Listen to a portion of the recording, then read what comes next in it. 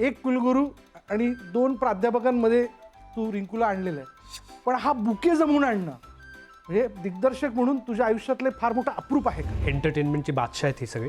ह्यांनी हसवलं सुद्धा आहे खूप आणि रडवलं सुद्धा आहे खूप. काम करत असतानाच कळत होतं की प्रेक्षकांना किती आनंद देऊन जाणारी ही फिल्म. एका जागी जास्त वेळ नाही बसताय.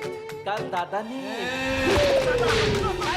2008ची जी गर्दी आम्हाला बघायला मिळली होती पहिल्या शोचा हाऊसफुलचा बोर्ड, तो यंदाही दिसणार म्हणजे दिसायलाच पाहिजे. मला आठवतंय पुण्याला प्रभात टॉकीज जी आहे तिथे एका आठवड्यातले 21च्या 21 शो हाऊसफुल होते. हो, हो.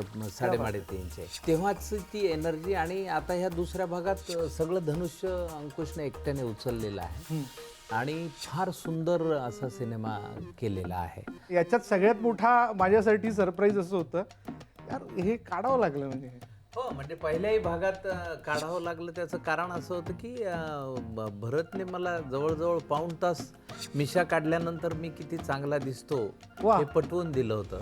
दोघांनाही मीच ट्रेन केलंय. दादाला पण तू ट्रेन केलंयस. बघा हा पण सांगतोय. मामा काय मग पुन्हा एकदा 3:30 पुन्हा एकदा, खरंच पुन्हा एकदा. पुन्हा एकदा कुरळे बंधू जे आहेत ते धमाल करणार आहेत काहीतरी. Yes, yes. कसा यंदा त्यांचा सूर कसा लागलेला आहे? आता सूर म्हणजे काय, जमात असे लोक केलेले आहेत ते सगळे सुरात वाजवणारे असल्यामुळे होते. प्रश्न नाहीच आहे त्याचं काही, ते वाजणारच आहे, ठरलेलंच आहे. 3 दिग्गज अभिनेते आणि त्यांच्यामध्ये म्हणजे कुणी कोणाला सांभाळून घेतलं नेमकं काय? या तिघांसमोर उभं राहणं, काम करणं याचं मला खूप दडपण होतं. कारण हे कित्येक वर्षांचा अनुभव आणि एक भीती असते ना की आपल्यामुळे रिटेक झाला तर माणसं म्हणून कशी आहेत माहिती ते नसतं. दडपण होतं म्हणजे हो, हो, कोणी मामांबरोबरचा चिडलं. शॉट लागलेला आहे. सगळ्यांसोबत. तिला दडपून होतं माणसं म्हणून कशी आहे त्याचं. हा म्हणजे कोणता ऍक्टर मामा थांबा. कुरळे बंदूक कुणाच्याही वाटेला जात नाही. आणि गेले तर त्यांची वाट लावल्याशिवाय राहत नाही. ते मामांपासून जेनझीन पर्यंत असं सगळंच यामध्ये बघायला मिळतंय. तर मग अशा वेळी तू निर्धास्त होता की काही टेन्शन होतं या सगळ्याची? प्रत्येकाचं आपापलं कॅरेक्टर जे पहिल्या 3:30ला होतं ते ऑलरेडी ते लोक रेडी होऊनच आले होते. ज्या दिवशी त्यांनी तो पेहराव घातला, तो वीक चढवला, तर तिन्ही भाऊ अगदी त्या रोलमध्ये निघून गेले. पहिल्या शॉटलाच मला कळलं की झालं, ह्यांनी कॅरेक्टर पकडलं. म्हणजे कसं संजयचं पण एकूण कसं जमून आलंय? फिल्ममध्ये लिहिताना त्याच्यासाठी एक लाईन तयार केली होती, हे तरी तेरी तेरी तेरी तेरी तेरी तेरी. फिल्म बघितल्यानंतर तुम्हाला कळेल की त्याची काय गंमत होती. नमस्कार, मी विशाल परदेशी. मंडळी चला 3:30 असं म्हणून जोरदार धावायचे आणि थिएटरपर्यंत जायचंय, कारण मी पुन्हा येईन असं म्हणत असताना पुन्हा 3:30 आपल्या सगळ्यांच्याच मनोरंजनासाठी दाखल झालेला आहे. मंडळी माझ्याबरोबर आहे आमचा सगळ्यांचे लाडके चॉकलेट हिरो अशोक मामा. जोरदार टाळ्या मामांसाठी. महाराष्ट्राची लाडकी अभिनेत्री रिंकू आपल्याबरोबर आहे. आणि अरे दादा तुझं काय विचारायचं, मकरंद दादा आपल्याबरोबर जोरदार पुन्हा एकदा. आणि खरं तर दिग्दर्शक अंकुश चौधरी असं म्हणत असताना खरं तर अभिनेता अंकुश चौधरी असं म्हणण्याची फार सवय आहे, पण तरी आमचा पुन्हा एकदा दिग्दर्शक म्हणून भेटायला आलेला आहे तो अंकुश. थँक्यू. सुरुवात कॅप्टनपासून करतो. कॅप्टन, पहिला प्रश्न म्हणजे खरं ना, भरत, अंकुश आणि अशोक मामा आणि त्यातही रिंकूसारखा चेहरा, म्हणजे आपण असं म्हणूयात की एक कुलगुरू आणि 2 प्राध्यापकांमध्ये तू रिंकूला आणलेलं आहे, पण हा बुके जमवून आणणं म्हणजे दिग्दर्शक म्हणून तुझ्या आयुष्यातले फार मोठं अप्रूप आहे का? खूपच. म्हणजे मला असं वाटतं की न भूतो न भविष्यती असा एक ग्रुप तयार झाला हा. आणि एंटरटेनमेंटचे बादशाह आहेत हे सगळे. ह्यांनी हसवलं सुद्धा आहे खूप आणि रडवलं सुद्धा आहे खूप. मला असं वाटतं की या सगळ्यांना एकत्र घेऊन काम करताना मला माहिती आहे की काम करत असतानाच कळत होतं की प्रेक्षकांना किती आनंद देऊन जाणारी ही फिल्म. म्हणजे 2008ची जी गर्दी आम्हाला बघायला मिळली होती पहिल्या शोचा हाऊसफुलचा बोर्ड, तो यंदाही दिसणार म्हणजे. दिसायलाच पाहिजे. ही दिसणार, काही शंकाच नाही. मामा काय मग पुन्हा एकदा 3:30? पुन्हा एकदा, खरंच पुन्हा एकदा. पुन्हा एकदाच. पुन्हा एकदा कुरळे बंधू जे आहेत ते धमाल करणार आहेत काहीतरी. Yes yes. हा कसा यंदा त्यांचा सूर कसा लागलेला आहे? आता सूर म्हणजे काय, जमात असे लोक केलेले आहेत ते सगळे सुरात वाजवणारे असल्यामुळे होते. प्रश्न नाहीच आहे त्याचं काही, ते वाजणारच आहे, ठरलेलंच आहे. होय ना. ऍक्शनला रिॲक्शन आलेली, मी बघितला प्रोमो. काय ऍक्शनला रिॲक्शन आल्याशिवाय काही कम्प्लीट होतच नाही ना पुढे. कारण मोठे बंधू म्हणून आता छडी पण दिसते. जिथे ती छडी वाजवायची तिथं तुम्ही वाजवायचं पण तिथं बघायला मिळतं. छडी दिसली परंतु कुठे वाजवली ते नाही बघितलं. असं नाही मी एक विचारतो बाबा काय प्रॉब्लेम आहे नाही का. रिंकूकडे येतोच मी, पण रिंकू तू दोघांच्या मधोमध बसलेली त्याच्यामुळे तुला स्पेशल प्रश्न विचारेन मी. पण काय मग कसं कसं राहिलेलं आहे? म्हणजे याच्यात सगळ्यात मोठा माझ्यासाठी सरप्राईज असं होतं, यार हे काढावं लागलं म्हणजे. हो, म्हणजे पहिल्याही भागात काढावं लागलं. त्याचं कारण असं होतं की भरतने मला जवळजवळ पाऊण तास मिशा काढल्यानंतर मी किती चांगला दिसतो वा. हे पटवून दिलं होतं. हा, आणि समुपदेशन केलं तुझं. काल पहिल्यांदा मी ह्या सगळ्यांना ती गंमत सांगितली त्याच्या मागची. जेव्हा असं ठरलं की तिघं एकत्र काम करतात त्यावेळेला असं ठरलं की असे दिसतील, आणि नेमकी सरांची मिशी होती आणि ते बघून आम्हाला आश्चर्य वाटलं. तेव्हा मी आणि सचिन दोघं डिरेक्ट करत होतो. म्हटलं ही मिशी जर असेल तर खूप ऑड वाटतंय, काय करायचं? तर आम्ही सांगायचा प्रयत्न केला तेव्हा त्यांनी म्हणाले नाही मिशी नाही, माझे बाकीचे पिक्चर वगैरे चालू आहेत वगैरे. मग आम्ही भरतला पटवलं. भरतला सांगितलं प्लीज तू काही कर, कसं करून त्याला पटव, तुझं ऐकेल तो. मग भरतने खूप समजवलं वगैरे वगैरे, आणि मग मिशी काढली. आणि हे तिघही आतमध्ये व्हॅनिटीमध्ये गप्पा मारत बसले होते. बाहेर सगळ्यांना सांगून ठेवलेलं की जो कोणी व्हॅनिटीमध्ये आज जाईल चहा घेऊन काही वस्तू घेऊन मेकअप तो प्रत्येकजण म्हणे अरे मकरंद दादा मिशी काढली, किती छान दिसताय, वय किती कमी झालं तुमचं, अरे 10 वर्षांनी कमी वाटतं, असं प्रत्येकाने येऊन बोलायचं न विसर. असं ठरलं, स्क्रिप्ट ठरली त्याची. तर सेटवर गेल्या सुद्धा सगळेजण, संजय जाधव पासून सगळेजण तेव्हा पण बडबडत होते, अरे मकरंद का छान दिसतं दादा, वा वा वा. जोरदार. संजय दादानी तुझ्या काल मी हा किस्सा यांना सांगितलं, इतके वर्ष नव्हतं सांगितलं कोणाला. बघ एवढ्या एका मिशीसाठी म्हणजे तुझ्या केसाला धक्का लावण्यासाठी एवढं सगळं करायला लागलेलं त्यांना. कसा आहे मग हा कुरळे बंधू मधला यंदा भाऊ हा कसा आहे? खूप चांगलं. म्हणजे एक तर पहिल्या भागामध्ये पण अंकुश आणि सचितनी खूप अप्रतिम गोष्ट केली होती, आणि तेव्हापासनं पुन्हा एकदा मराठीला काय कॉर्पोरेट निर्मात्यांची एंट्री त्या सिनेमानंतर सुरू झाली. आणि मला आठवतंय पुण्याला प्रभात टॉकीज जी आहे तिथे एका आठवड्यातले 21च्या 21 शो हाऊसफुल होते, 3:30चे. आणि त्यामुळे तेव्हाच ती एनर्जी. आणि आता ह्या दुसऱ्या भागात सगळं धनुष्य अंकुशने एकट्याने उचललेलं आहे, आणि फार सुंदर असा सिनेमा केलेला आहे. आणि आम्हाला काय मामांबरोबरची आमची केमिस्ट्री, एकतर मामांबरोबर आम्ही सगळ्यांनीच पहिला प्रोजेक्ट आमचा जो आहे तो मामांबरोबर आहे. म्हणजे माझं नाटक असेल, अंकुशचा सिनेमा असेल, भरतचा सिनेमा असेल, आम्ही सगळ्यांनी मामांबरोबरच सुरुवात केलेली आहे. आणि मामांबरोबर नुसतं काम करणं नाही, मामांकडनं ते शिकणं. कारण विनोदाच्या बहुतेक शक्यता मामांनी आधीच संपवलेल्या आहेत. त्यांच्या आधीच्या सगळ्या सिनेमांमध्ये आपण बघितलं तर सर्व पद्धतीचे विनोद आहेत. म्हणजे डबल लुक असतील, आता आपण धूमधडाकाबद्दल बोललो आणि व्याख्या विख्या बुक्कू हे काही स्क्रिप्टेड असूच शकत नाही ना. मामांनी सगळ्या गोष्टी आधीच करून ठेवलेल्या. त्यात आपण आपलं टायमिंग फक्त योग्य आहे का हे मामांकडून सातत्याने शिकणं, एवढाच भाग त्यातला आमचा आहे. आणि केमिस्ट्री जसं मामा म्हणाले की रिॲक्शन नसली तर परिपूर्णच होत नाही. त्यामुळे हा ॲक्शन रिॲक्शनचा खेळ पुन्हा एकदा उत्तम जमून आला. आणि यावेळेस आमच्यामध्ये एक खूप सुंदर मुलगी आलेली आहे. त्यामुळे गुणी, सुंदर, सोज्वळ अशी मुलगी आल्यामुळे अजूनच गोंधळ उडालेला आहे. आणि या 3 भावांचं नेमकं काय होतं ही मुलगी आल्यानंतर ही गंमत सांगणारा हा सिनेमा म्हणजे पुन्हा एकदा साडेमाडे 3.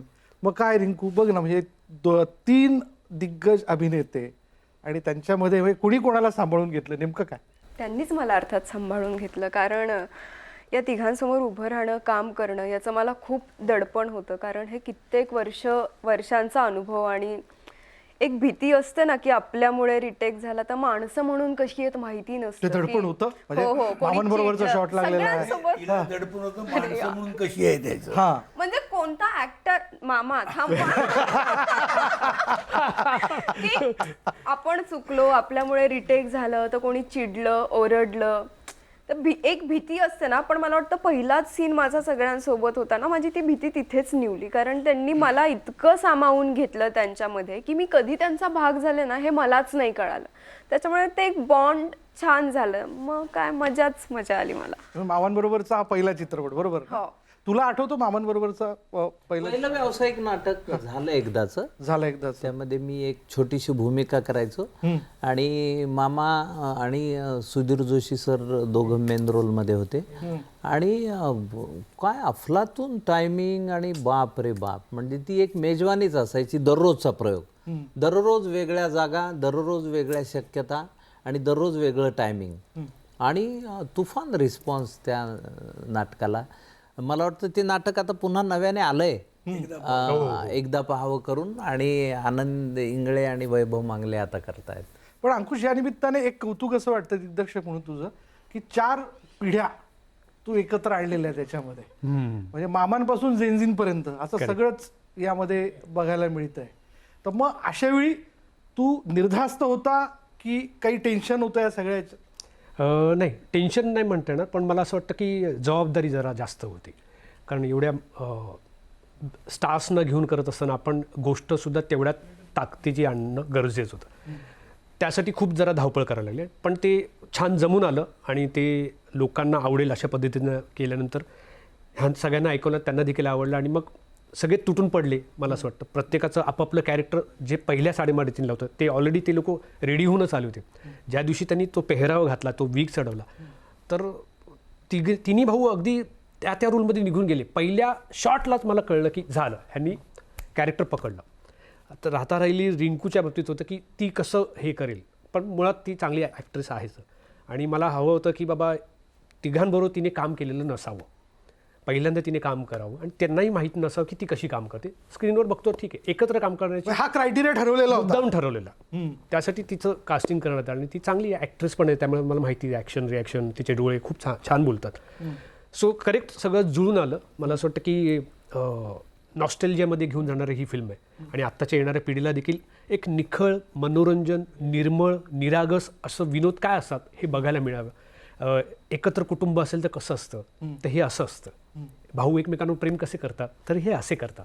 ही बघायला गंमत येणार आहे लोकांना. बघा ना, सगळ्यात पहिल्यांदा तुमच्याबरोबर केलं, सगळ्यात पहिली सुरुवात तुमच्यापासून झाली, असं म्हणून तुम्हाला ज्येष्ठ ज्येष्ठ ज्येष्ठ असं ते करतात. पण थोडक्यात तुला काय म्हणायचं? माझं असं म्हणणं आहे, ज्येष्ठ हा एकदम असं सफिस्टिकेटेड शब्द कशाला बोलतो? ज्येष्ठ शब्द आहे ठीक आहे, पण मी सुरुवातच तशी केली ना. चाललं असतं ते. हा, मी सुरुवातच तशी केली. ज्येष्ठ म्हणण्यामागचं हे काय तुझं? नाही, मी अजिबात वयाचा परिमाण वगैरे या सगळ्या गोष्टी मी अजिबात तू म्हातारा असं बोल ना.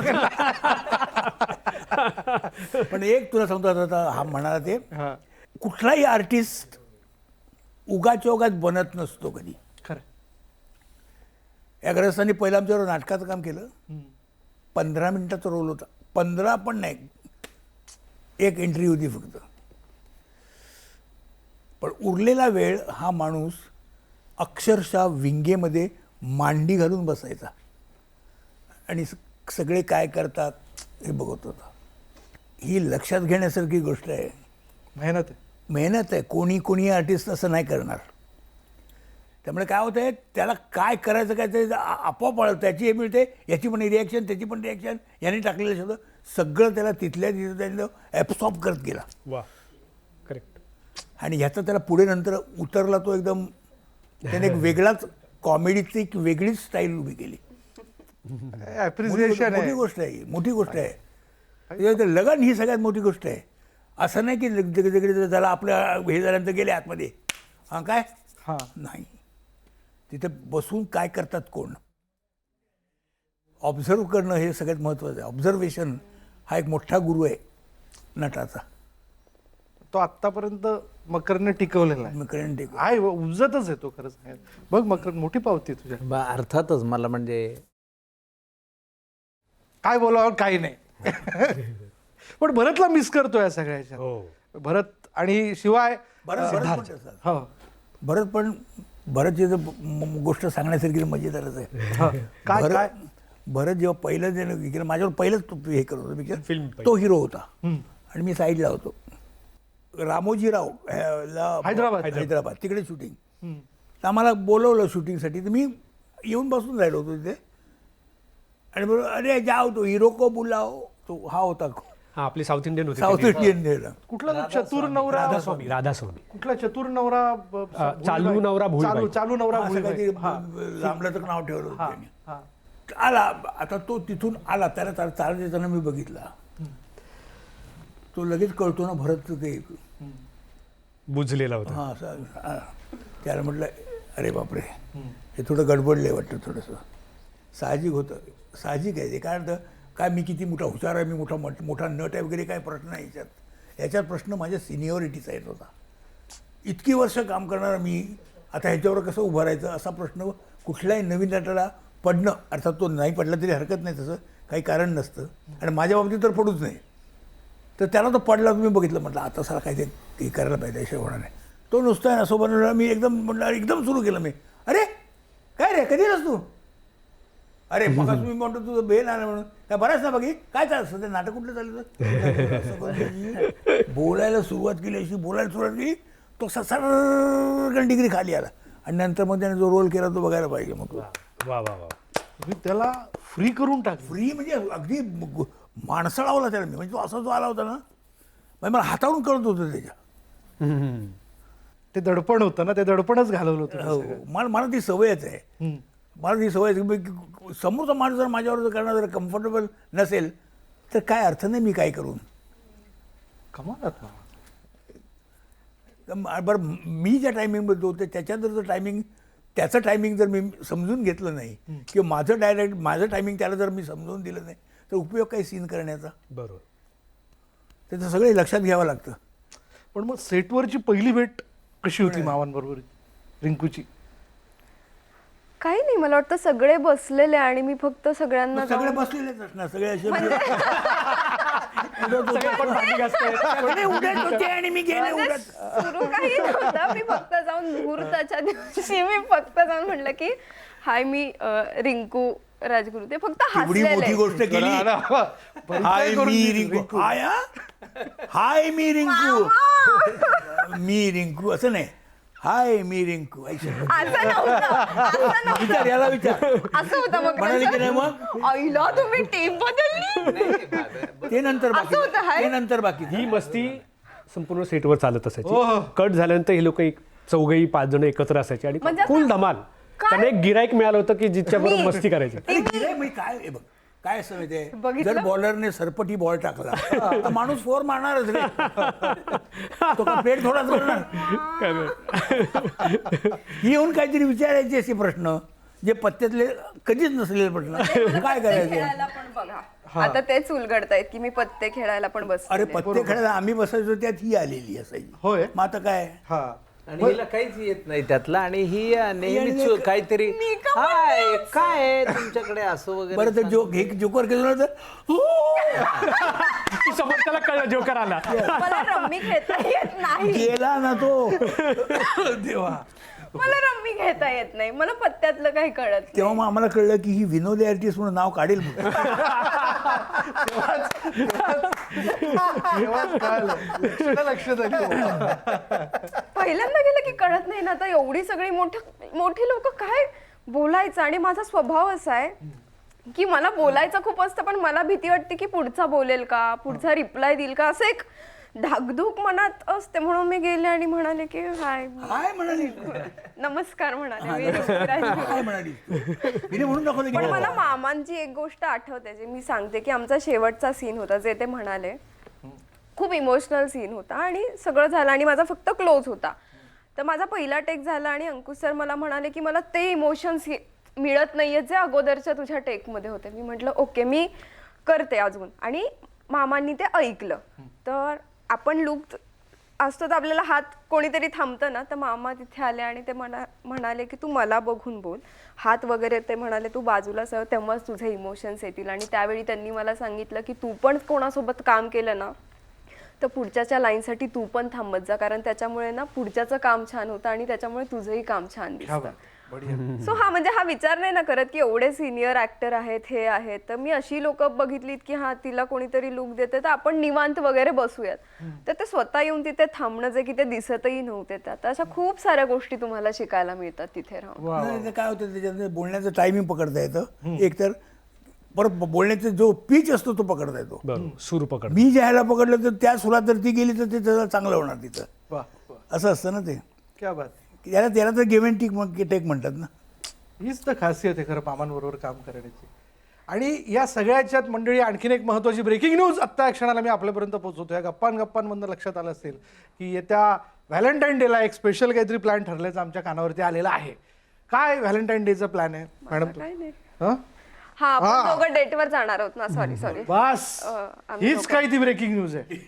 हे आता असे करतात, हे पलटतात, हा, हे म्हणजे बघितलं इथे. कुठल्या तरी बोटीच्या डेकवर जाण्यासारखं बोलली. आम्ही डेकवर जाणार आहोत हवा खायला. आपण साधी माणसं मामा. माणसं याच्यावर ऑब्जेक्शन आहे मला. साधीवर नाही. टायमिंग बघितला मामांचं टायमिंग. टायमिंग जोर टायमिंग ठरलंय म्हणजे. हो म्हणजे हा म्हणाले आता. इथं ठरलेलं आहे. इथं ठरलंय. तेव्हा ठरलंय. तिला अजून माहित नाही. नाहीये की तिथून काय मेसेज येईल. नाही, मी त्यांच्या एकट्यासोबत नाही जाणार आहे. मी निवेदिता ताईला पण घेऊन मग कसली डेट? गेल्या मुलाखतीत कॅलेंडर मध्ये पण बघतो. गेल्या मुलाखतीत मला तुम्ही आज जे काय पकडलंय ना. ठरलंय मित्रांनो, ठरलंय. त्याच्यामुळे दिल थांब के बैठी आहे. महाराष्ट्रातल्या तरुणांना खरं तर ज्या उत्तराची फार मोठी अपेक्षा होती ते उत्तर मामांना मिळालेलं आहे. मला एक साधं गोष्ट सांगा. डेटवर काय दोन कपलच जातात असं नाही. मित्रमैत्रिणी जाऊ शकतात ना. नाही मला माहित नव्हतं. आपलं क्लिअर करते मी की मित्रमैत्रिणी जास्त जाऊ आपल्याला जे शकतात. कळत नाही ते आपण विचारावं की नाही. तर एक मित्रमैत्रिणी जाणारच. हो. नाही, गेल्या वेळी मामांनी पण हेच उत्तर दिलं होतं. वंदना गुप्ते असं म्हणालं होतं की मामांचं फारच उशिरा लक्ष गेलं माझ्याकडे. तर मामा म्हणले की ही तुझी तक्रार आहे की नेमकं काय म्हणलं. वा वा वा वा. त्यामुळे ही धमाल असते मामांबरोबर मुलाखत हो. करण्याची. ती मुलाखत नसतेच, त्या गप्पाच असतात. मजा येते. पण दिग्दर्शक म्हणून आणि अभिनेता म्हणून या दोन गोष्टी फार वेगवेगळ्या आहेत अंकुश. पण स्विच ऑफ होणं आणि स्विच ऑन होणं हे कसं जमतं तुला? कसं करतोस तू? एक बंद करूनच टाकायचं दुकान, एक स्विच ऑफच करायचं आणि मग कामाकडे लक्ष त्या द्यायचं. सगळ्या म्हणून ह्याच्यात कुठे असं होत नाही यार हा सीन मला असं अपेक्षित होतं पण मी असा मारून नेला असतं वगैरे असं कधी? नाही नाही नाही नाही. काही ही एवढी माणसं अशी घेतलीच आहेत की मला काय करायची गरजच नाही जास्त पडली. थोडक्यात सांगून सगळं कळलेलं असायचं त्यांना, त्यामुळे मला तो कधी प्रॉब्लेम नाही. आणि मी ठरवलं होतं की एवढ्या लोकांना घेऊन करतोय तर चांगलं करायचं असेल तर मी काम करायला नाही पाहिजे, मी डिरेक्शनकडेच लक्ष द्यायला पाहिजे. म्हणून मी मुद्दाम खास ते काही महिने मी पूर्ण बाजूला राहिलो, ॲक्टिंग वगैरे काही केली नाही, फक्त ह्या गोष्टीकडे लक्ष दिलं. आणि मला असं वाटतं की मी एकटाच नाही, माझी जी टीम आहे ना अख्खी, डिरेक्शन टीम आहे, रायटिंग टीम आहे, एडिटर आहे, साऊंड डिझायनर आहे, हे सगळेजण एकत्र कामाला लागले होते. म्हणजे सगळ्यांनी स्टोरी बोर्डपासून म्युझिकपासून बॅकग्राऊंड काय असणारपासून सगळेजण कामाला लागले. सो सगळेजण आम्ही एक बोट घेऊन निघालो होतो. मी कॅप्टन आहे शिपचा आणि ह्या सगळ्यांना एकत्र घेऊन पुढे निघालो. तर मला असं वाटतं की ते ठीक चांगल्या ठिकाणी पोहोचण्यासाठी आपल्याला या गोष्टी करायला लागतात. फार पूर्वीपासून म्हणजे मामांच्या वाट्याला पण असे दिग्दर्शक आलेले आहेत की सिच्युएशन देऊन टाकायचं आणि तुम्ही तुमचं इम्प्रोव्हाइज करा, असं यात पण झालंय का? नाही, असं होत नाही. त्यांनी मला उभं पण केलं नसतं. काय माहिती तो म्हणजे डायरेक्शन सुरू करायच्या आधी तो पूर्ण तयार होता. हां, माणूस जो डायरेक्शन होतो तो तयार व्हायलाच पाहिजे पहिल्यांदा. त्याला कुठलं आर्टिस्टला कुठं काय करायचं आहे, काय करायचं याची पूर्ण माहिती होती. नाही बिलकुल. माझा प्रश्न यासाठी विचारला की काही सीन असे होते की ठरलं हे होतं पण आपसूक अशी काहीतरी त्यातनं विनोद निर्मिती झाली की हे यांनी आपापसातच इम्प्रोव्हाइज केलं, असं काही झालंय? नाही, असं होतं ना, होतं म्हणजे नो डाऊट प्रश्न येत नाही. काही गोष्टीला इम्प्रोव्हाइज करताना किंवा टायमिंग वाईज तर मला असं वाटतं की ना कॉमेडीपेक्षा मला असं वाटतं इमोशन वाईज मला खूप मजा आली. ती खरी गंमत आहे त्यांची. कारण हे एक मागे एक छोटासा इमोशन आहे ना ह्यांच्यामध्ये, प्रत्येक विनोदाच्या मागे ही खूप गमतीशीर बाब आहे. हे जेव्हा बोलतात, कॉमेडी करतात सगळं ठीक आहे, पण जेव्हा ते इमोशनला येतात ना तेव्हा हसवणारी माणसांना असे दुसऱ्या मिनिटात डोळ्यात पाणी आणतात. ही जी माणसं, त्यामुळे ही दिग्गज येतात. आणि हे तो बघण्यासारखं आहे. दिग्दर्शक म्हणून तो इतका पक्का आहे की आपण एखादी जागा घेतली तर तो हळूच येऊन सांगायचा नाही ही जागा चांगली आहे पण हे घेण्याची ही जागा नाही आहे. त्याच्यामुळे त्याने आम्हाला व्यवस्थित बांधून जेवढं त्याला पाहिजे तेवढंच. नाही पण काय होतं, जो ठाम असतो ना माणूस मला हे करायचं आहे, त्या माणसाच्या बाबतीत जास्ती कधी प्रॉब्लेम येत नाही. पण दिग्दर्शक म्हणून अंकुश तुम्हाला कसा अपील झाला? अंकुश होता त्याचा. टायमिंग, वाह, हा टायमिंग, वाह, वाह, वा वा वाह, क्या वाह. बात आहे. याच्या पुढे आणि काय पाहिजे? गुरु खरंय गुरु, पण म्हणजे या फिल्मच्या निमित्ताने मला एवढंच सांगावं वाटतं. आत्ता रिलीजला आली आहे फिल्म, पण फिल्मचे शूटिंगचे डेज 28 होते. 28 दिवसामध्ये आम्ही फिल्म कंप्लीट केली.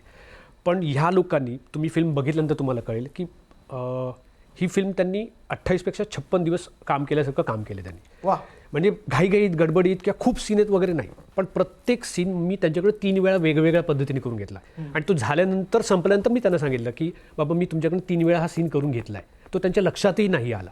बरं. हां, आणि फिल्म बघितल्यानंतर तुम्हाला कळेल की त्याची काय गंमत आहे. ती 28 दिवसात ही फिल्म 3 वेळा कशी काय शूट झाली असेल. 28 दिवसात 3 वेळेस, म्हणजे एक सीन हा. 3 वेळेस केला. हां, कमाल आहे. बढिया. पण संजयला पण या बाबतीत खरं तर संजयने जो मांत्रिक त्यामध्ये साकारलेला आहे तो जे काय भाऊ तिरी तिरी. हा, भाऊ तिरी तिरी तिरी तिरी असं काहीतरी. पण म्हणजे कसं संजयचं पण एकूण कसं जमून आलंय? एकतर काय म्हणू पण त्याला गेस्ट अपीअरन्स म्हणून होता. मला थोडी भीती वाटत होती. मला तो दिसत होता त्या रोलसाठी. मग मला थोडी भीती वाटत होती की बाबा मी विचारणार आणि त्याला छोटा रोलसाठी ह्या लोकांमध्ये तर बरं नाही दिसत. तो पण एक स्टार आहे मोठा. तर मी अमयला विनंती केली की आपण जर एकदा त्याला विचारूया का. तर अमय प्रोड्युसर आहे, तो म्हणजे हां विचारू ना. तर त्याचं शूटिंग चालू होतं ये रे रे पैसाचं. मी त्या सेटवर गेलो, व्हॅनिटीमध्ये तो आला.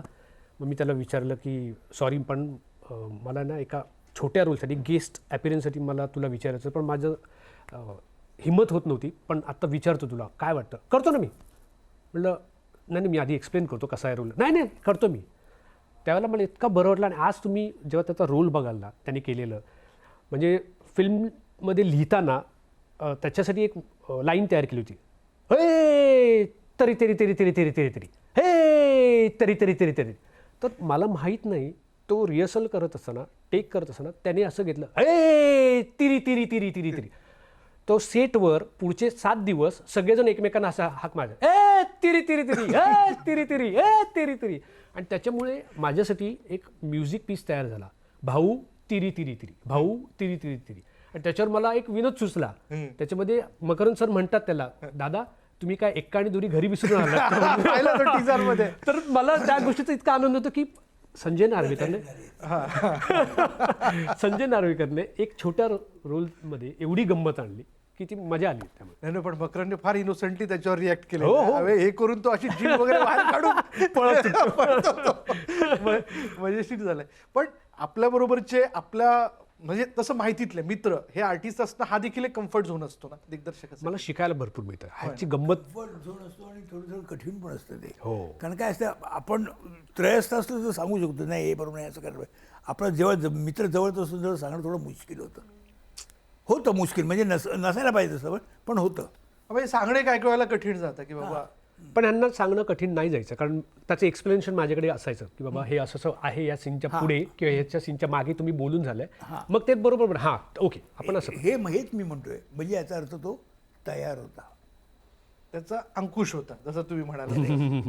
एक काही इतरही या निमित्ताने प्रेक्षकांच्या मनातले प्रश्न घेतो. अंकुश, तुझ्या आयुष्यातला पहिला हाऊसफुलचा बोर्ड आठवतो का? ऑल द बेस्ट नाटक. काय प्रसंग होता? पहिले 5-6 शोला गर्दी नव्हती अजिबात.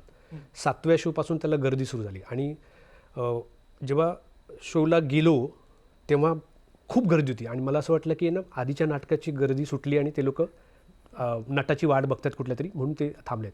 आणि मला तर कोण ओळखत पण नव्हतं. आणि मी आणि भरत आम्ही एकत्र आतमध्ये गेलो. म्हटलं अरे सॉलिड हाऊसफुल होता वाटतं आधीचा शो.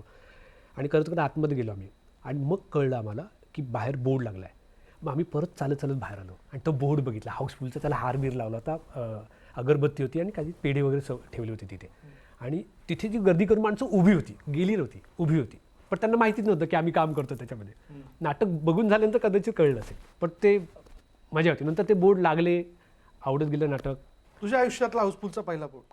मी मामांबरोबरच पाहिलेला आहे, कारण त्यांचा तो झाला एकदाचा हाऊसफुलचा बोर्ड. मी म्हणजे सुरुवात सगळी संघर्ष काळातली जी असते त्या पहिल्याच ह्याच्यात आपल्याला असं पाहायला आणि अनुभवायला मिळणं ही फार महत्त्वाची गोष्ट आहे. म्हणजे नुसतं हाऊसफुल नाही, मामांनी जे काही केलं. आता बघ, मी तुला एक प्रसंग सांगतो की मी तेव्हा स्ट्रगलर होतो आणि तेव्हा कसं आपल्याला फार कोणी विचारत नसतं ना. आणि ते झालं एकदाच्या रिहर्सलमध्ये काय व्हायचं, मी राहायचो आमदार निवासात आणि भूक लागलेली असायची आणि आपल्याला कसं सांगता येत नाही ना कोणाला. मग ते चहा जेव्हा यायचा त्या सगळ्या वाचनामध्ये किंवा रिहर्सलमध्ये, तेव्हा एक ट्रे भरून बिस्किट यायची आणि मी खूप खायचो बिस्किट ती. तर ती बाकीचे सगळेजण पाहायचे, तर ते मामांच्या लक्षात आलं. मग ते नंतर काय करू लागले की सँडविच मागू लागले स्वतःसाठी. आणि मग ते एक सँडविच माझ्यासाठी मागवायचे आणि हे तर आजही मी खाली जेव्हा तू बघितला असेल आम्ही थांबलो होतो तेव्हा मामांनी सँडविच मागितलं आणि मला एक त्यातलं हे दिलं. वा वा वा क्या बात. आणि चित्रपटाचा पहिला हाऊसफुलचा बोर्ड? पहिला सरकार नामाचा बघितला, तो माझा पहिलाच मराठी सिनेमा. तिथपासून मग मी सातच्या आत घरात असेल, कायद्याचं बोला असेल, बरंच 3.5 ते 21 हाऊसफुल मी सलग बघितले. मॅडम तुमचा हाऊसफुलचा बोर्ड आठवतो पहिला? सैराट. आठवतो लोकांना आठवतो. विसरता येत नाही. सगळे सैराट झाले होते. काय म्हणजे आता असं म्हणू नका, तेव्हा मला काहीच कळत नव्हतं हो, मी काय रिॲक्ट व्हावं मला काही कळत नव्हतं. पण तेव्हा खरंच कळत नव्हतं. माझं बेसिक असं आहे की तेव्हा मी सैराट बघितलेली ती वेगळी आहे आणि आता जेव्हा मी बघते ती फिल्म माझ्यासाठी वेगळी आहे. आता वेगळी वाटते. हा, कारण तेव्हा नक्की काय आहे, अच्छा कुठले विषय मांडलेत, काय पद्धतीने मांडलेत, त्याला कुठल्या गोष्टींनी बांधलंय, तेव्हा कळत नसतं. आपण स्वतःला बघतो, छान गाणी आहेत, छान लव्ह स्टोरी आहे, एवढंच कळायचं ना. जसं जसं वाचत गेले, जसं जसे अनुभव वाढत गेले, आणखी गोष्टी कळायला लागल्या, तेव्हा मग आता वळून बघताना कळतं की अच्छा ह्या फिल्ममध्ये इतके विषय आहेत. तर हा शॉट म्हणजे ओके, एक टोपी काढणं म्हणजे काय असतं 100 लोकांसमोर, म्हणजे तुमचा मान गेला असं असतं का, हे त्या वयात कुठे कळायचं ना. काय की त्या मोमेंट्स म्हणजे खूप काही सांगून जातंय का. सो डेफिनेटली आत्ता मागे वळून बघताना ती फिल्म माझ्यासाठी खूप वेगळी आहे. मामा हा प्रश्न मी तुम्हाला विचारलाच नको, कारण तुम्ही अनेक हाऊसफुलचे बोर्ड बघितलेले आहेत. तेच विचारतो किती बोर्ड सांगू म्हणून. तुमचा पहिला चित्रपट कुठला हा प्रश्न नाही विचारणार. त्याबद्दल मी तुला धन्यवाद देतो. पण असं आहे काही आठवणीत लक्षात राहिलेला एखादा हाऊसफुलचा क्षण वगैरे असं काही शेअर नाही करायचं वाटतं? मला हाऊसफुल बोर्ड हे बघितल्यापेक्षा हाऊसफुल बोर्डचा शब्दाचा अर्थ मला कळला. अर्थ कळला त्याच्या बोर्ड जो लागला हाऊसफुल ह्याचा अर्थ काय एक्झॅक्टली. त्याच्या आधी तर कधी बघितलंच नव्हतं. बरं नाटक केलं होतं, पण नाटक सुद्धा काय ते हाऊसफुल असे झाले, सगळी जुनी नाटकं करत होतो मी. बरोबर. पांडू हलदरच्या वेळी जेव्हा मी गेलो होतो ना, जेव्हा प्रीमियरला पहिल्यांदा, पिक्चर हाऊसफुल म्हणजे काय विचारलंच नको. तर तो हाऊसफुलचा बोर्ड तिथं होता, मी बघितला, अरे वा हाऊसफुल आहे. मी आत गेलो, कुत्र्यानेही विचारलं नाही मला, कळलंच नाही लोकांना मी कधी आत गेलो, माहीतच नाही, ओळखतच नाही कोण. पहिलंच पिक्चर. आणि जेव्हा झालं पिक्चर झालं, टाळ्या चिट्या बिट्या सगळं झालं आणि मी जसं बाहेर पडलो, बाहेर पडणं मला मुश्किल झालं. लोकांनी जी गर्दी केली आजूबाजूला, हो काय छान काम केलं होतं, तेव्हा मला त्या बोर्डचा अर्थ कळला. वा वा. हाऊसफुल म्हणजे काय. आणि मग एक वाईट सवयच लागली. क्या बात आहे. वा वा. बाबांचं Timing, timing. टायमिंग. वा वा बढिया. आणि हा बोर्ड पुन्हा एकदा खरं तर पुन्हा 3:30 देखील आपल्याला बघायला मिळेल या शक्यता. तिला देखील पहिला हाऊसफुलच लागला बोर्ड. हो हो 2008ला प्रभातचे शो. पण यांनी त्यावेळेस त्याची ॲड जाहिरात केली होती ना, प्रमोशन युनिक केलं होतं माणसांनी. काय मला काय कळत नाही, काय कुठून आयडिया काढली आणि इतकी सुपर फाईन जाईल आणि होईल असं वाटलंच नव्हतं. या लोकांनी पुण्यापासून कोल्हापूरपर्यंत प्रत्येक झाडावर 3.5 पोस्टर लावले होते. हो क्या बात. म्हणजे कोणी जरी चालत असतं ना, असं लक्ष जायलाच पाहिजे. काय काय काय आयडिया आहे ही, आणि किती पेशन्स आहे त्याच्यात. पण त्याचा हे मिळालं लगेच. हो अर्थात. आणि यंदा सुद्धा त्याचं फळ मिळेलच अंकुशला. येस. पण नाटकासाठी केव्हा वेळ काढणार आहे अंकुश? मी आता फिल्म तरी नाटकासारखीच ट्रीट करतोय सध्या, म्हणजे लिखाणापासून पण किंवा असं काय आहे rehearsals भविष्यात की नाटकासाठी वेळ काढणार आहे, काय डोक्यात चाललंय? पासून. अजून तरी ठरवलं काही नाहीये, पण एखादं चांगलं नाटक आलं तर मला आवडेल करायला. गुरुजी तुम्ही? तसंच माझंही तेच, चांगलं गोष्ट आली तर नक्की करेन. प्रॉब्लेम तोच आहे मुळात. चांगलं येतच नाही लिहून काही. तो प्रॉब्लेम होतो. त्याची आपण वाट बघतोय खरं. आणि तुम्ही विचार करता नाटकाच्या दृष्टीने? हो, पण जेव्हा माझी पूर्ण तयारी होईल हे तिला ते झेपणार नाही तेवढं. हे पण ठरलंय, आपलं ठरलंय 14 तारखेचं आपलं ठरलंय. ठरलंय बाबा, 14 तारखेचं ठरलंय. काय नाही ते ते हा ते हा अरे त्याच्यामध्ये तुम्ही 13 विसरू नका. 13 फेब्रुवारीला रिलीज होते ते 14च्या नादात. प्रेम दिनाच्या आदल्या सायंकाळी मला हो माहिती आहे ना, तू बघ. पूर्वसंध्येला. पूर्वसंध्येला. चला प्रेम मामा. दिनाच्या पूर्वसंध्येला दिनांक 13 फेब्रुवारी 2026 पासून जवळच्या चित्रपटगृहात पाहायला विसरू नका. पुन्हा एकदा साडेमाडेतील. वा वा वा वा. तुम्हाला खूप शुभेच्छा. अशाच पद्धतीने वेगवेगळ्या कलाकृतीतनं भेटत राहा, भूमिकांमधनं भेटत राहा. हाच काय तो स्वार्थ आहे. तुम्ही काय आमचं मनोरंजन करता आणि रोजच्या धकाधकीतनं म्हणजे जे आम्ही सकाळी लोकल पकडून ऑफिसपर्यंत येतो आणि तिथून पुन्हा लोकल पकडून जातो, या सगळ्या प्रवासातनं जो काही क्षीण दूर करण्याचं आणि मनोरंजन करण्याचं काम तुम्ही करता त्याबद्दल तुमचे खूप आभार. Thank you thank you. पुन्हा भेटा. आणि मी देखील सगळ्यांच्या वतीने, मंडळी ही सगळी मित्रमंडळी आहेत आपली, तुमची देखील आहेत. त्याच्यामुळे हे आपलं होम प्रोडक्शन आहे. थिएटरपर्यंत जा, तिकीट काढा, कुटुंबाचं मनोरंजन करा, स्वतःचंही करून घ्या. धमाल आहे सगळी. पुन्हा 3:30 इथेच थांबणार आहोत. पहा फक्त न्यूज 18 मराठी.